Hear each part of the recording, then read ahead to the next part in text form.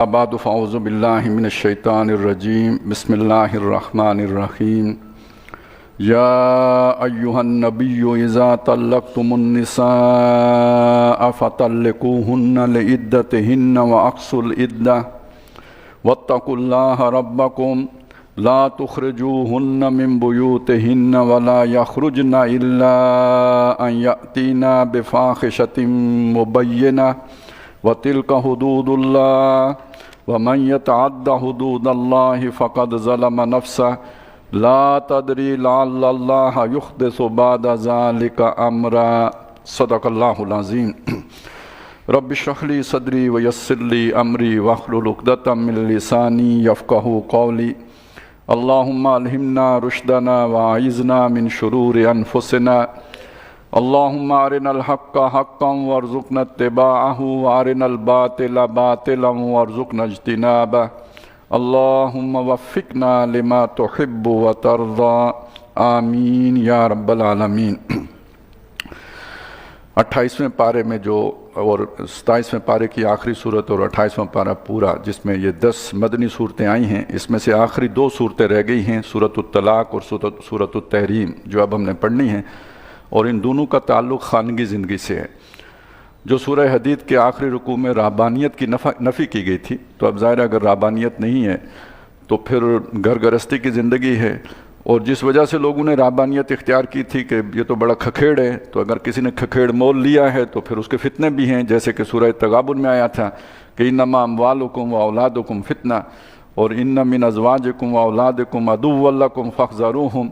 تو اب اس فتنے کے تدارک کے لیے کچھ احتیاطی تدابیر ہیں، یا 2 انتہائیں جو ہو سکتی ہیں کہ محبت بہت شدید ہو جائے تو کس نوعیت کا فتنہ پیدا ہوگا، اور اگر فرض کریں ان کے درمیان موافقت نہیں ہوئی ہے۔ موافقت 2 طرح سے ہوگی، ایک تو مزاجوں کی موافقت کا معاملہ ہوتا ہے، اپنے اپنے مزاج ہوتے ہیں، کوئی ٹھنڈا مزاج ہوتا ہے، کوئی تیز مزاج ہوتا ہے،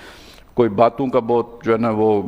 تلخ ہوتا ہے، بڑی جو ہے نا زہریلی باتیں کر دیتا ہے، زبان میں کہہ لیجئے بچھو کا ڈنک ہوتا ہے، مرد کے ہو یا عورت کے ہو، یا کوئی شکی مزاج کا ہوتا ہے۔ تو ایک تو یہ اس طرح مزاج نہیں ملتے، ایک اور معاملہ ہے نظریات نہیں ملتے، اور خاص طور پر اگر فرض کریں ایک آدمی اقامت دین کا داعی ہو، مجاہد فی سبیل اللہ ہو، اللہ کی راہ میں قربانیاں دینا چاہتا ہو، تو گھر تو پھر سب سے زیادہ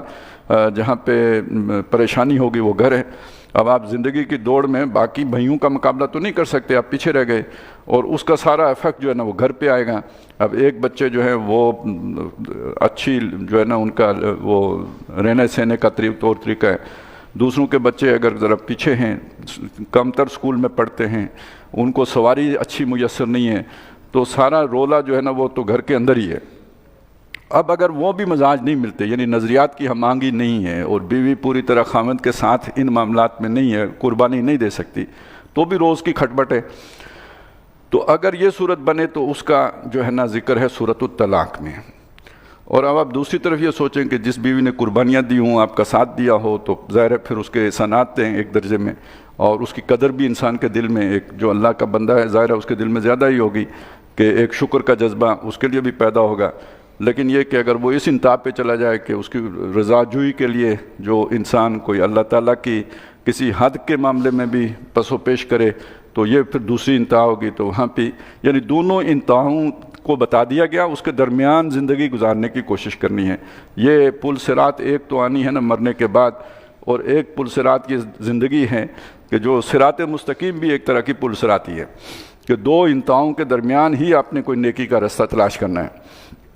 تو جو صورت ہے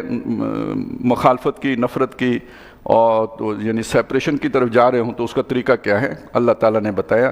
اور یہ ویسے پہلے جو عام سورہ بقرہ میں بھی پڑھ چکے ہیں، تفصیلات آ چکی ہیں وہاں پہ، لیکن کچھ چیزیں رہ گئی تھیں جو یہاں پر مزید کھول کے بتا دی گئی۔ خطاب ہے نبی صلی اللہ علیہ وسلم سے، لیکن فوراً ہی حکم جو ہے اہل ایمان کے لیے ہے۔ فرمایا یا ایھا النبیو، یعنی یہ پورے مسلمانوں کو خطاب کرنے کا ایک طریقہ یہ بھی ہے کہ نبی سے خطاب کیا گیا، گویا سارے مسلمانوں سے خطاب ہو گیا۔ آگے ایک دم جمع واحد کا جو ہے نا وہ جمع مخاطب کا صیغہ آ جاتا ہے۔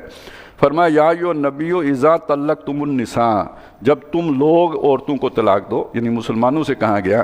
فطلقوہن لعدتہن، تو انہیں عدت پر طلاق دو۔ عدت پر طلاق دینے کا مطلب ہے کہ عدت گنی جا سکے۔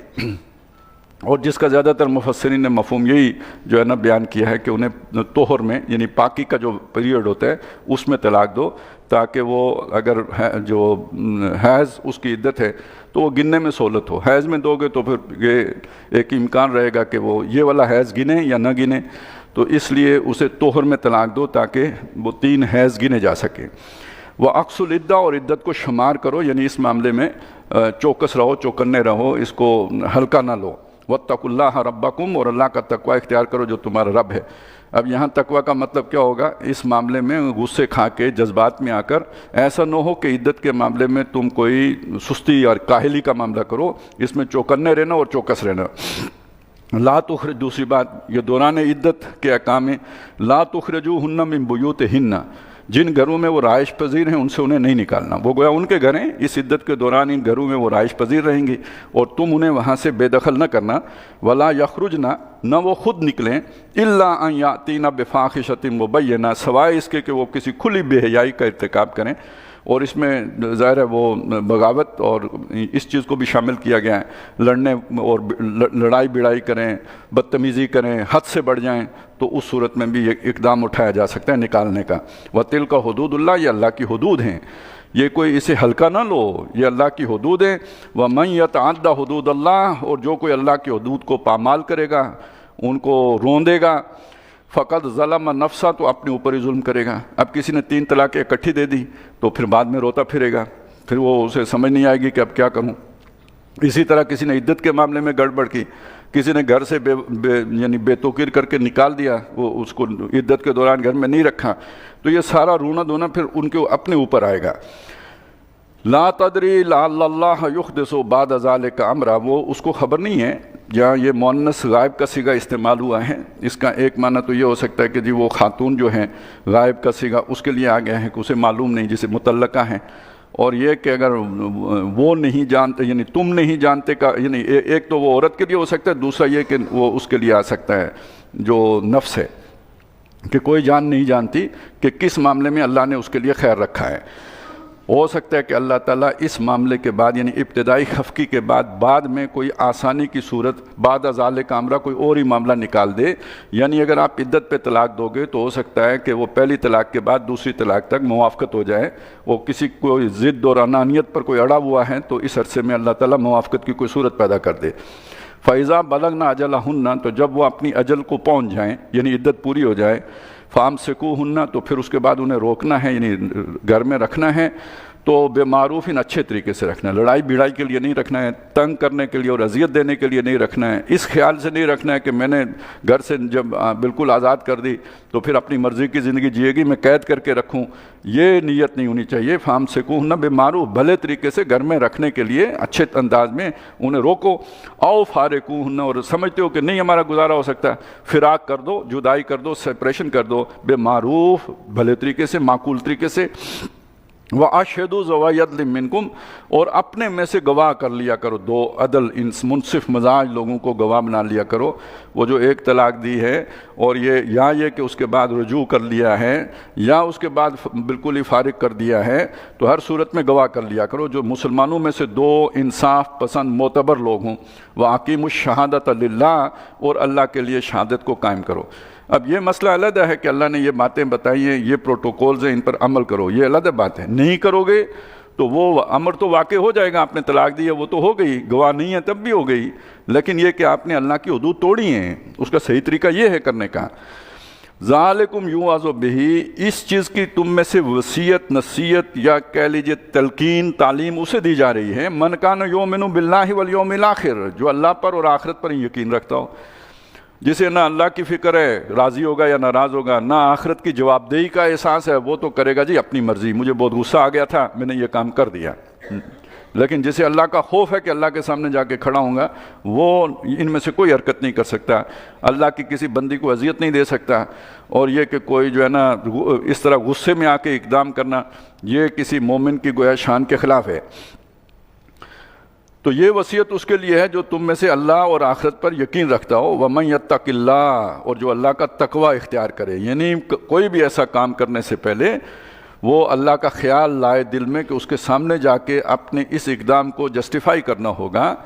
تو جو اللہ کا تقوی اختیار کرے یجعل لہ مخرجا، اللہ اس کے لیے کوئی راستہ، مخرج کہتے ہیں نا خارج ہونے کی جگہ جو بھی ہے وہ نکال دے گا۔ اب دیکھیے مخرج کیا کیا ہو سکتا ہے، عدم موافقت ہے تو سیپریشن کوئی خوشی کی بات تو نہیں ہے نا، وہ کیا کہتے ہیں جی پارٹنگز آر آلویز پینفل، دونوں کے لیے پینفل ہوں گی تو تکلیف دہ ہوں گی۔ تو ایک مخرج تو یہ ہے نا، سب سے اہم ترین مخرج یہ ہے کہ اللہ تعالیٰ جوڑ کی کوئی صورت پیدا کر دے، ناراضگی ختم کر دے، یہ بھی مخرج ہیں۔ اور ایک مخرج یہ ہے کہ فرض کریں توڑ ہی ہو گیا، سیپریشن ہی ہو گئی، تو اس کو لیے اللہ تعالیٰ بہتر جوڑا، دونوں کو اپنا اپنا بہتر جوڑا عطا کر دے، یہ مخرج ہیں۔ لیکن شرط کیا ہے؟ تقوی اختیار کرو گے۔ لیکن شیطان طریقہ کیا سمجھاتا ہے؟ بیوی کو تنگ کرو تاکہ خلا حاصل کر لے، تمہیں مہر نہ دینا پڑے، اور بیوی علیحدہ ہونا چاہتی ہے، خلا لینا چاہتی ہے، لیکن وہ یہ چاہتی ہے تنگ کرو مرد کو تاکہ طلاق دے، مہر بھی ساتھ مل جائے۔ تو یہ تقوی کی بات ہے یا یہ اللہ کے احکام کے ساتھ کھیلنے کی کوشش ہے؟ تو پھر بے برکتی ہوگی،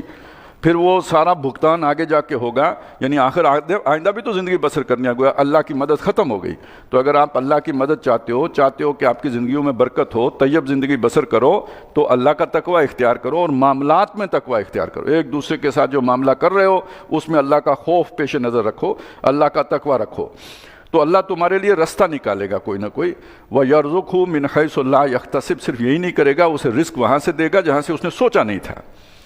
ہر دو صورتوں میں، جوڑ کی صورت میں بھی، توڑ کی صورت میں بھی، اگر آپ اللہ کے احکام کے پابند رہو گے تو گویا اللہ تعالیٰ یہ وہ انشورنس کی پالیسی ہوتی ہے نا، وہ بھی انشور کر رہا ہے کہ تمہیں وہاں سے رزق دے گا۔ تم نے تو کیا پلاننگ کر سکتے ہو؟ تم نے جو بھی سوچا ہوگا، یہاں یہ کاروبار کر لوں، وہاں نوکری کر لوں، کہیں چھپر پھاڑ کے تمہیں دے سکتا ہے۔ یرزقو، وہ اسے دے گا من حیث لا یحتسب، جہاں سے اس نے سوچا تک نہ ہو، گمان تک نہیں آیا ہوگا۔ وَمَن يَتَوَكَّلْ عَلَى اللَّهِ، اور جو اللہ پر بھروسہ کرے کہ اللہ کا یہ حکم ہے، میں اس پر چلوں گا، جو نقصان ہو سو ہو، فَهُوَ حَسْبُهُ، تو وہ اس کے لیے کافی ہو جائے گا، اللہ اس کے لیے بس کر جائے گا، اسے کسی اور چیز کی ضرورت ہی نہیں رہے، غنی کر دے گا اللہ اسے۔ ان اللہ بالغ امری، اللہ تعالیٰ اپنے کام تک پہنچ جاتا ہے، مطلب یہ کہ جو کام اللہ ٹھان لے وہ آخر فعال ما یرید ہے، وہ ایک ارادہ کرے میں یہ کام کروں تو اس کو روک تو کوئی نہیں سکتا، وہ اپنے کام تک پہنچ جاتا ہے۔ قد جعل اللہ لکل شیء قدرا، مگر ایک بات یاد رکھو، اللہ تعالیٰ نے ہر کام کے لیے ایک اندازہ مقرر کر رکھا ہے، یعنی وہ تم جلد باز ہو، چاہتے ہو آج میں نے تقوی کیا ہے تو کل مجھے برکت مل جائے، لیکن اللہ تعالیٰ نے اس کا ایک وقت رکھا ہوا ہے، اس وقت پر وہ تمہیں بدلہ دے کے چھوڑے گا، محروم نہیں کرے گا تمہیں۔ اللہ تعالیٰ نے ہر کام کا ایک وقت رکھا ہوا ہے، اندازہ رکھا ہوا ہے۔ اچھا، یہاں تک تو وہ بات ہو گئی طلاق کی۔ اب وہ عدت میں جو ایک معاملہ رہ گیا تھا، خاص طور پہ سورہ بقرہ میں جو آیا تھا کہ اس کی عدت ہے ثلاثۃ قروء، تو اب ایک مسئلہ جو ہے نا بعد میں پیدا ہوا، خیال آیا یا سمجھیں کہ کھڑا ہوا، وہ یہ تھا کہ جسے وہ حیض آئی نہ تو اس کا کیا کریں، اس کا یہاں پہ ذکر کیا۔ وَاللَّائِي يَئِسْنَ مِنَ الْمَخِيضِ مِن نِسَائِكُمْ، اور وہ عورتیں تمہاری عورتوں میں سے وہ عورتیں کہ جو نا امید ہو چکی ہیں حیض سے، یعنی یہ کہ عمر اتنی ہو گئی ہے ان کی کہ اب انہیں حیض نہیں آتا۔ انر تب تم، اگر تمہیں شک پڑ گیا ہے، اب یہاں شک پڑ جانے کا مطلب اس آیت سے نہیں ہے، بلکہ یہ کہ اس آیت سے ہے کہ بھئی تمہیں سمجھ نہیں آ رہی، چونکہ تین قروء کا ذکر کیا گیا ہے،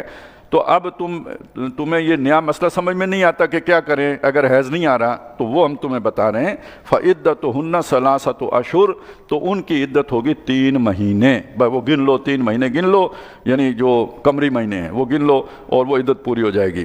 اور یہی حکم ہوگا ان عورتوں کے لیے بھی واللائي لم يخزن، جن کو حیض آتا ہی نہیں، کم سنی کی وجہ سے نہیں آتا، ابھی اس عمر کو ہی نہیں پہنچی کہ حیض آتا ہو، نکاح ہو گیا تھا، اب اس کی جو ہے نا تو طلاق کی صورت رخصتی سے پہلے ہی ہوگی یا جیسے بھی ہو گیا، ان کا بھی یہی حکم ہے، یا بعض اوقات بیماری کی وجہ سے بعض کو نہیں آتا تو اس کے بعد یہی حکم ہے۔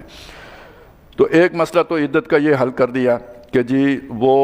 اس کا تعلق حیض کے ساتھ ہے یا وہ طہر کے ساتھ ہے، جو بھی اختلاف ہے اس میں، لیکن اس کی یہ صورت ہو گئی کہ اگر نہیں آتا تو 3 مہینے شمار کر لو۔ اب ایک اور بات ہے، وہ ہے اولات الاحمال، اور وہ عورتیں کہ جو حمل والیاں ہیں، یعنی یہ جن کے پیٹ میں بچہ ہے،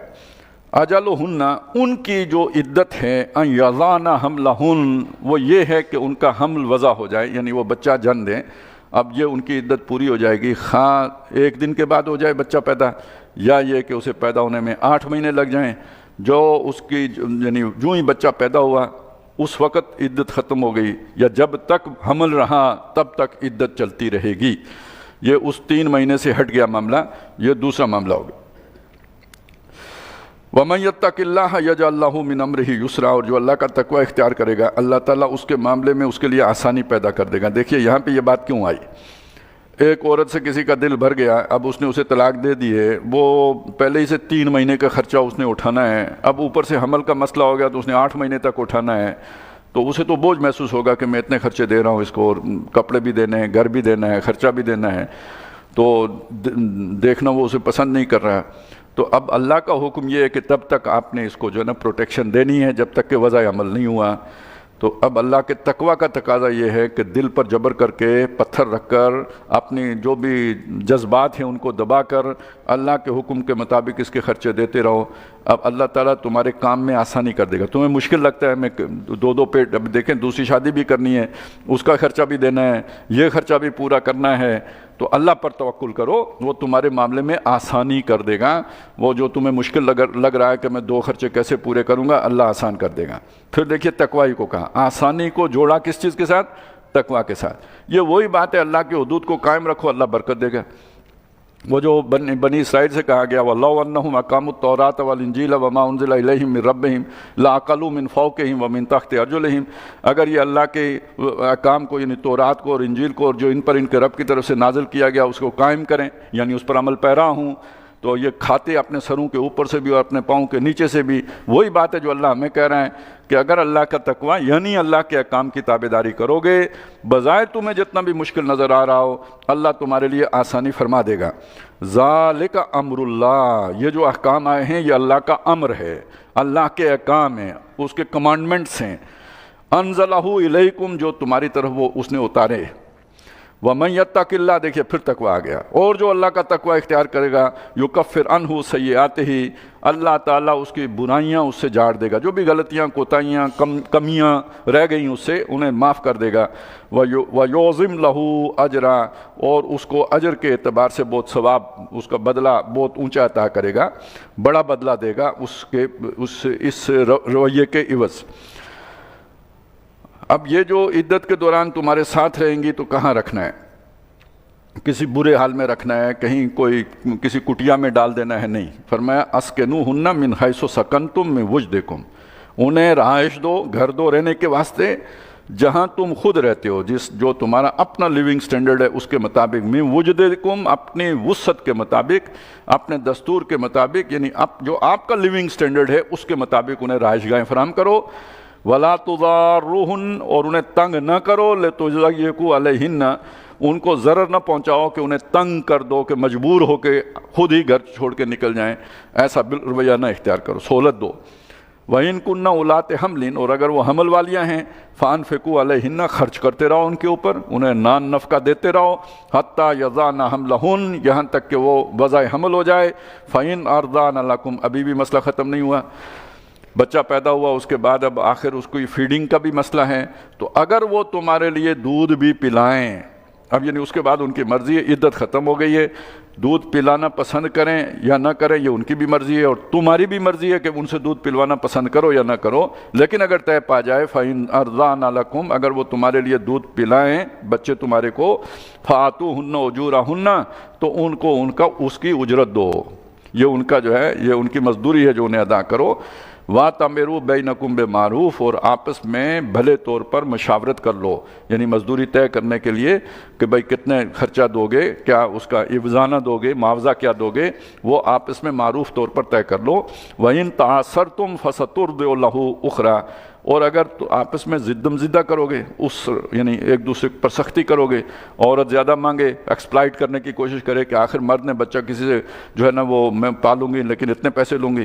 یا مرد اسے اس جذباتی طور پر ایکسپلائٹ کرنے کی کوشش کرے کہ چلیں اپنے بچے کی خاطر وہ اس کے جذبات سے کھیلے کہ بھائی تھوڑا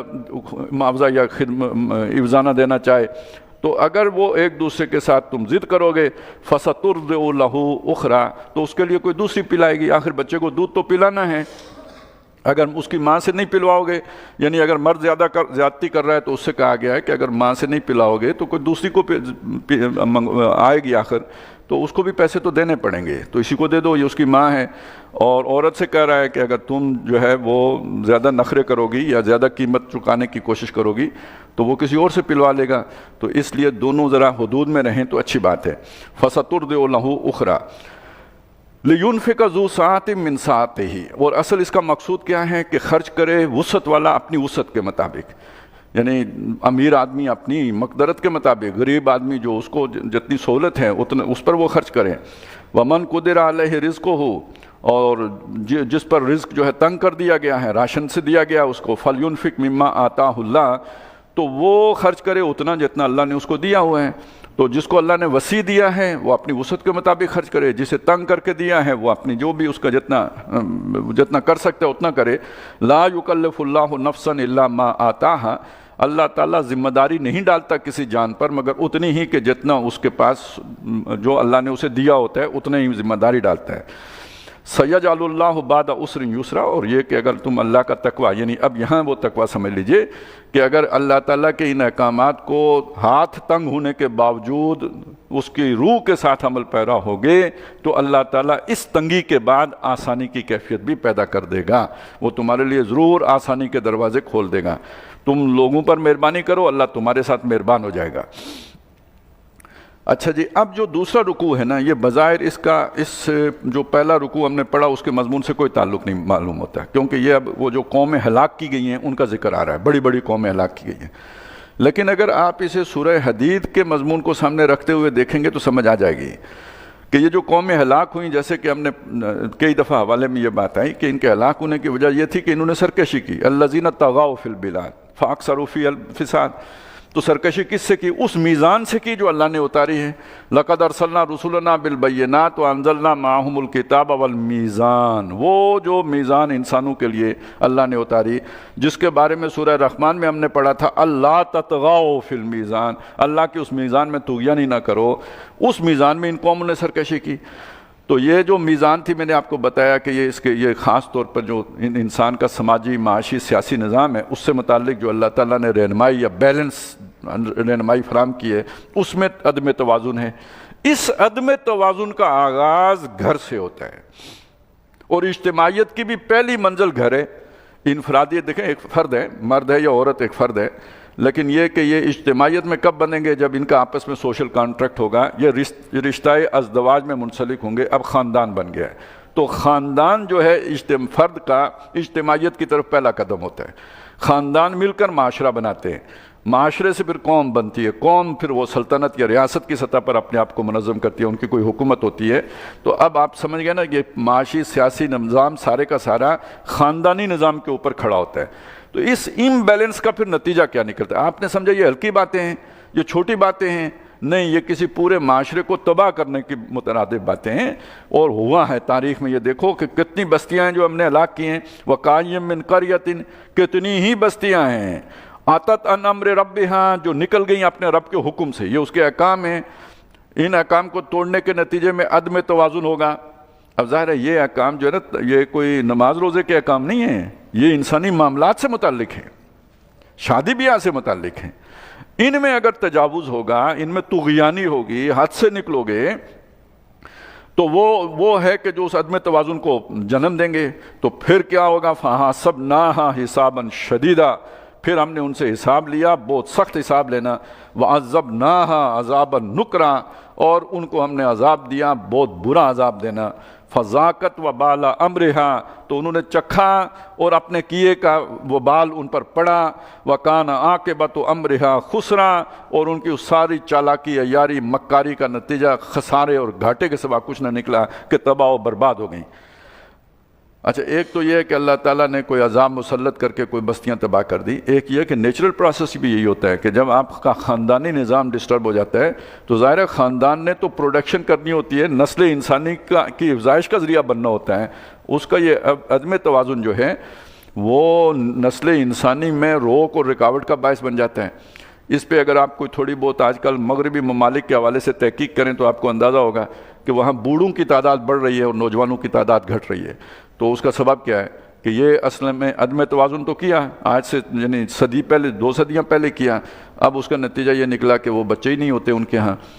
پہلے انہوں نے سمجھایا بچے 2 اچھے، اور پھر وہ خود سمجھ گئے کہ بچہ کوئی نہ ہو تو زیادہ اچھے، اور پھر نتیجہ یہ ہے کہ اب معاشرہ جو ہے نا وہ وہاں پہنچ چکا ہے جہاں پہ اقبال نے پیشن گوئی کی تھی کہ تمہاری تہذیب اپنے خنجر سے آپ خودکشی کرے گی، جو شاخ نازک پہ آشیانہ بنے گا ناپائیدار ہوگا۔ تو یہ آزادی کے یہ نتائج ہیں جو خود بخود برآمد ہوتے ہیں، معاشرہ پھر انتقام لیتا ہے یا فطرت انتقام لیتی ہے۔ صحیح بات یہ ہے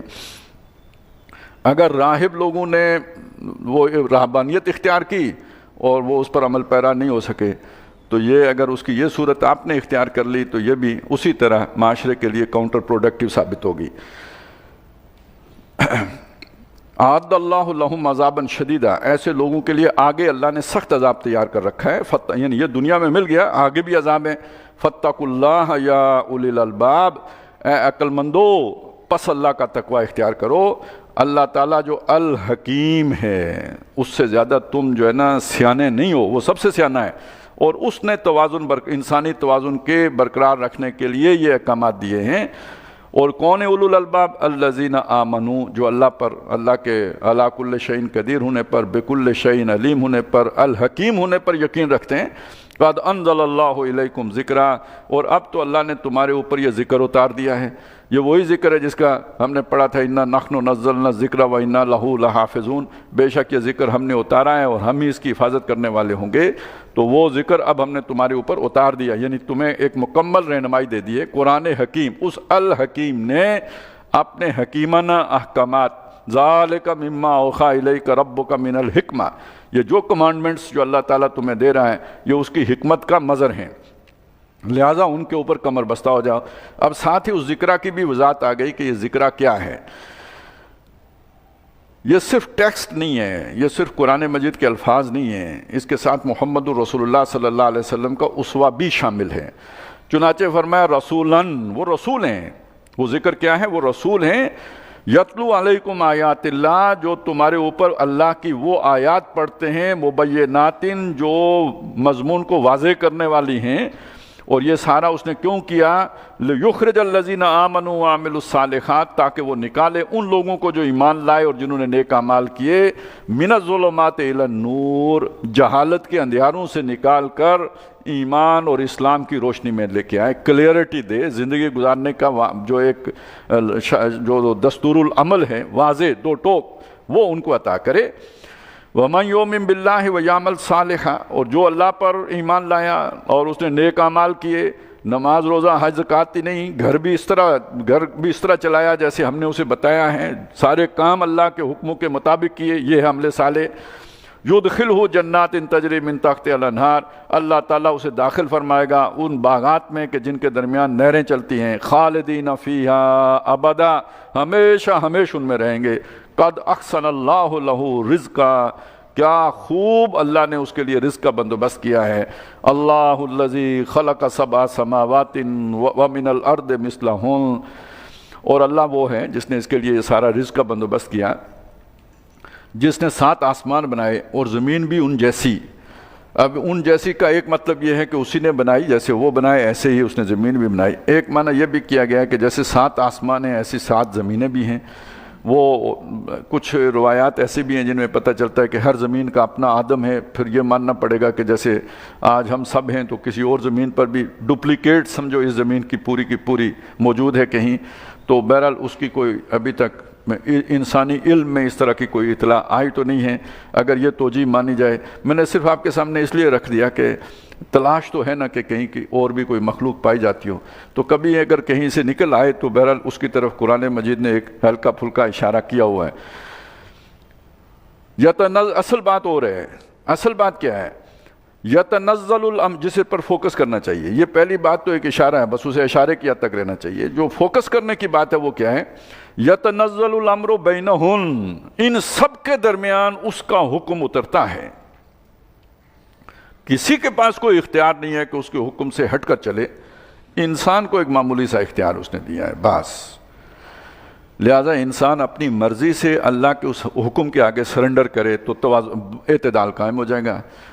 यतनज़्ज़लुल अम्रु मिन बैनहुन्ना लितालमू अन्नल्लाह अला कुल्लि शैइन कदीर, ताकि वो जान लें कि अल्लाह ताला सब कुछ कर सकता है। पूरा ये कायनात का निज़ाम वो चला रहा है। व अन्नल्लाह क़द अहाता बिकुल्लि शैइन इल्मा, और ये भी मालूम हो जाए कि हर शय को इल्म के एतबार से अपने घेरे में अल्लाह ने ले रखा है, यानी कोई शय अल्लाह के इल्म से बाहर नहीं है, सब उसके सामने है।